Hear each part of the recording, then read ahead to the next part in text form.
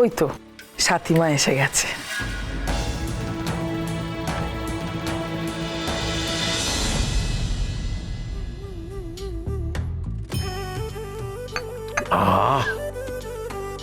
দুধ চা খাওয়া অনেকদিন ছেড়ে দিয়েছি, কিন্তু এত সুন্দর দুধ চা কোনোদিন খাইনি। কি গো বলো না? যা বলেছো, এই চায়ের স্বাদ না অনেক দিন মনে থেকে যাবে। অন্যর হাতের এই চায়ের স্বাদই আলাদা, আমার ভীষণ পছন্দের। তাই আমি তো বলেছিলাম এই চাটা আপনাদের খাওয়াতে। কিন্তু ওনার হাতে যে চোট লেগেছে দেখছি।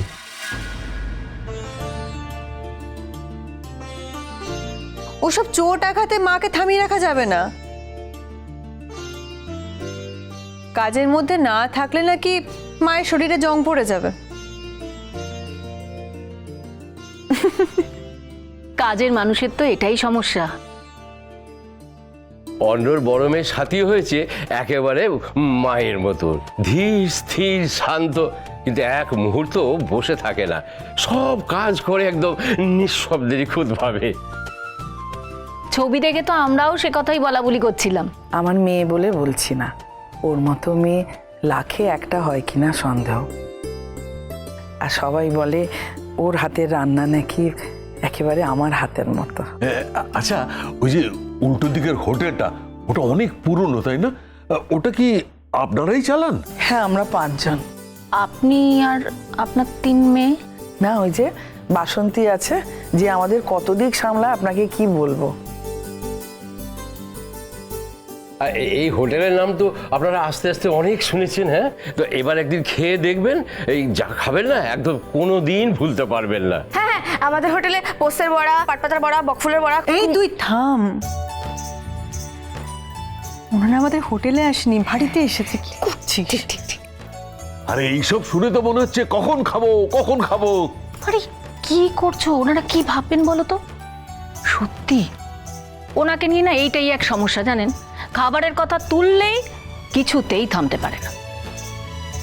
আমরাও খাওয়াতে খুব ভালোবাসি। আজকে আপনারা এসেছেন বলে মাও মায়ের হাতে স্পেশাল রান্নাগুলো বানিয়েছে আপনাদের জন্য। আচ্ছা, তো সেগুলো কখন আসবে? আরে তুমি তো এক্ষুনি চা খেলে, ভুলে গেলে? একটু চুপ করো তো, সারাক্ষণ শুধু খাই খাই খাই খাই। বললেন বলে তো আমি বললাম।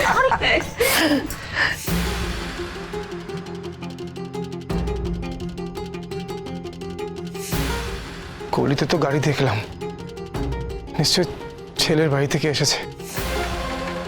তাহলে কি সাথীর বিয়ে ঠিক হয়ে গেল? কাউকে তো কি করে জানবো, কাউকে তো জিজ্ঞেসও করতে পারছি না। একবার একবার ওদিকে গিয়ে দেখি, যদি কিছু ভেতরে দেখতে পাই। যাক, এই আলাপ পরিচয় সব তো হয়ে গেল। তা বাবা জীবন, এবার তোমার কথা কিছু বলো। আমি সায়ক। এই আপনার নাম সায়ক, দিদির নাম সাথী, দুজনেই শাসা। তোমরা 2 বোন কি করো? আমি সিভিল সার্ভিস পরীক্ষার জন্য প্রিপারেশন নিচ্ছি। আর আমি কলেজে 2nd ইয়ার, আর খোখো খেলি ডিস্ট্রিক্ট লেভেল। দুজনেই কিন্তু ফার্স্ট হয়। অন্যর মেয়ের কিন্তু গুণের কোনো তুলনাই নেই। কিন্তু গোপালবাবু, আপনি বলেছিলেন না সাথী মাধ্যমিক পাশ করেছে, তাহলে ও আর পড়াশোনা করলো না কেন?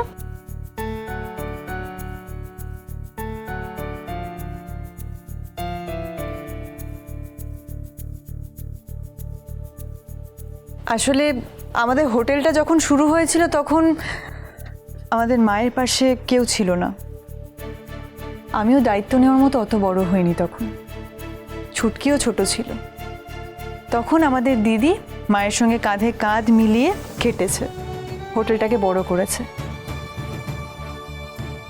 আমাদের দিদি পড়াশোনায় খুব ভালো ছিল, কিন্তু মাধ্যমিক পরীক্ষার পরে ও পড়াশোনাটা ছেড়ে দিয়েছিল, যাতে আমি আর ছুটকি যাতে ভালো করে পড়াশোনা করতে পারি।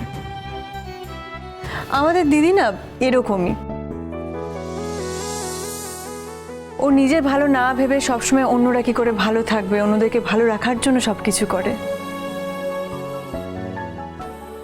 এবার ও রূপে লক্ষ্মী, গুণে সরস্বতী কিনা সেটা জানতে হলে আপনারা একবার এলাকার মানুষজনদের জিজ্ঞাসা করে দেখতে পারেন।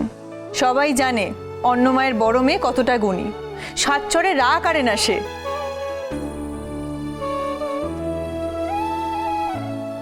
হ্যাঁ, আর বর্দি ভাই এতই সহজ সরল যে সবজিওয়ালি সবজি বিক্রি করতে আসলে ওকেই খোঁজে, যাতে বেশি দামে সবজি বিক্রি করতে পারে।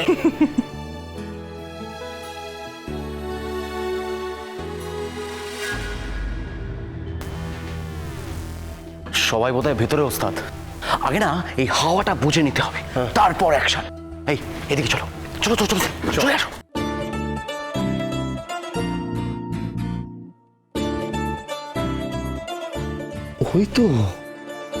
ওই তো তোদের বৌদি না? আমিও তো তাই দেখছি ওস্তাদ। ওনারা দুজন মনে হয় ছেলের বাবা মা। ভাই, ও ওনাদের সামনে দাঁড়িয়ে আছে মানে? ভাই ভাই ভাই ভাই ভাই ভাই আমার আমার মন স্বপ্ন সব ভেঙে চুরমার হয়ে গেল ভাই, কি হবে? আমি পারবো না, আমি পারবো না, আমি দেখতেই পারবো না যে আমার সামনে অন্য কারোর হয়ে যাবে। আমি এটা নিতে পারবো না ভাই। চলো ওস্তাদ এখান থেকে চলো। কোথায় যাব?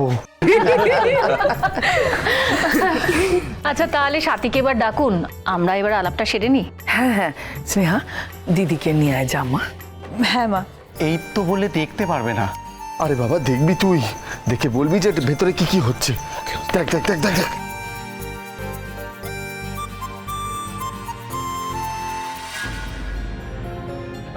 তোকে তো বলেছি সায়ক রেলে চাকরি করে, মাইনেপত্র ভালোই।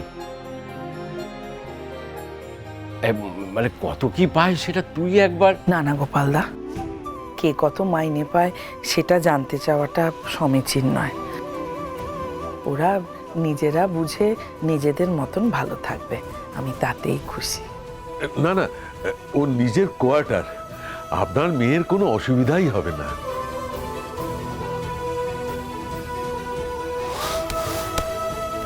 এই এদিকে শোন, সেই থেকে তো উকি ঝুঁকি মেরে যাচ্ছিস, ভিতরে কি হচ্ছে কিছু বুঝতে পারছিস? কথা হচ্ছে, বৌদি ভেতরে গেল।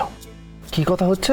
আরে ওস্তাদ, এই ছেলেটা না রেলে চাকরি করে, এই তৎকালে টিকিট কাটার সময় মালটাকে জবাই করতে হবে।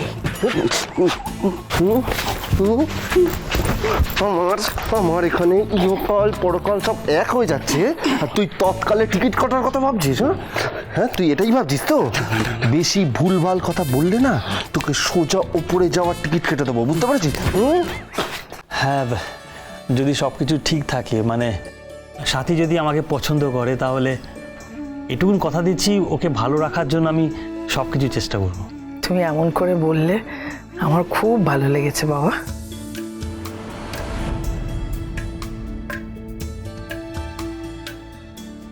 ওই তো সাথীমা এসে গেছে।